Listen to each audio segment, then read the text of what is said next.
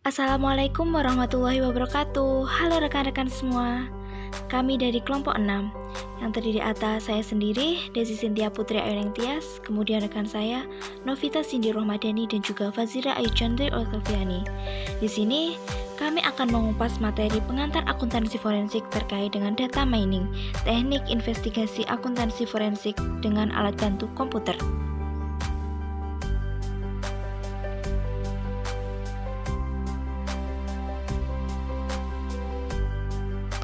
Di sini, data mining digunakan untuk membantu proses penyidikan dengan cara melakukan identifikasi melalui tren, pola, dan anomali data yang ada pada suatu perusahaan.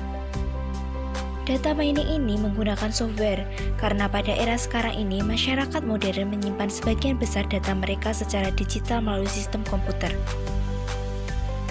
Karena pada saat ini merupakan era digitalisasi, yang mana data besar perusahaan seperti data keuangan, operasi, pemasaran, dan personalia berada dalam penyimpanan komputer.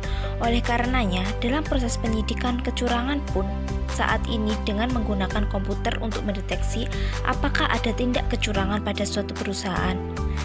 Tahukah rekan-rekan mengenai manfaat data mining ini? Nah, manfaat dari data mining ini yaitu sebagai berikut.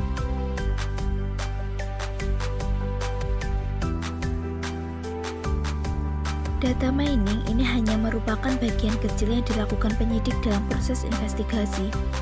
Dalam hal ini, penyidik akan melakukan proses lain seperti wawancara untuk mencari kesaksian secara lebih mendalam, serta untuk mencari bukti-bukti yang kuat. Karena adanya banyak sumber yang berbeda-beda, oleh karenanya penyidik harus bekerja secara lebih keras lagi. Nah, tahukah rekan-rekan hal apa saja yang biasanya diperiksa langsung oleh penyidik? Nah, untuk lebih jelasnya sebagai berikut.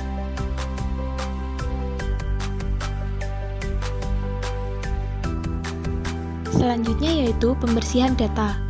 Tahap ini sangat penting untuk proses analisis data. Tahap ini adalah satu-satunya titik di mana perubahan sengaja dibuat pada data yang diekstraksi, namun perubahan tersebut tidak mempengaruhi keakuratan informasi. Ada berbagai tahap dalam pembersihan data. Yang pertama, menghapus informasi duplikat. Tahapan yang kedua yaitu menguji data untuk kelengkapan dan akurasi. Tahapan yang ketiga adalah jumlah yang diperlukan. Tahapan yang keempat adalah jumlah yang luar biasa. Tahapan yang kelima adalah tanggapan tidak lengkap. Serta yang terakhir adalah set data yang tidak lengkap. Selanjutnya adalah keterampilan teknologi forensik. Analisis data investigasi harus memiliki keterampilan teknis yang kuat dan pemahaman yang baik tentang alat yang relevan. Namun, di luar alat, proses analisis biasanya melibatkan banyak keterampilan lain seperti keterampilan akuntansi dan pemahaman tentang metode investigasi. Keterampilan teknologi forensik terbagi menjadi dua hal, yaitu yang pertama adalah keterampilan teknis. Teknisi forensik seringkali tidak melakukan semua analisis atau presentasi hasil sendiri. Mereka akan menyiapkan informasi yang dapat digunakan oleh tim akuntansi forensik untuk melakukan analisis tambahan. Oleh karena itu, keterampilan teknis sangat dibutuhkan oleh teknisi forensik. Yang kedua adalah keterampilan komunikasi. Teknolog forensik sering dipanggil untuk menjelaskan proses analisis data kepada penasehat internal atau eksternal. Untuk membuat keputusan ini, teknolog forensik harus memiliki keterampilan komunikasi. Baik, selanjutnya pengguna hasil analisis data yang efektif. Jika hasil akhir harus sesuai dengan temuan dari sumber lain, analisis data forensik tidak boleh dilakukan sebagai penyelidikan terpisah. Bagian ini membahas peran metode analisis data forensik dalam proyek akuntansi forensik, termasuk tes analisis data yang khas, alat analisis data yang khas, dan metode penyajian hasil.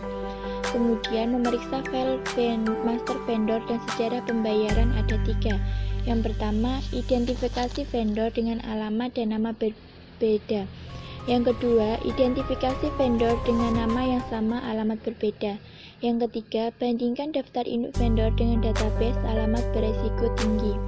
Kemudian, penyortiran data.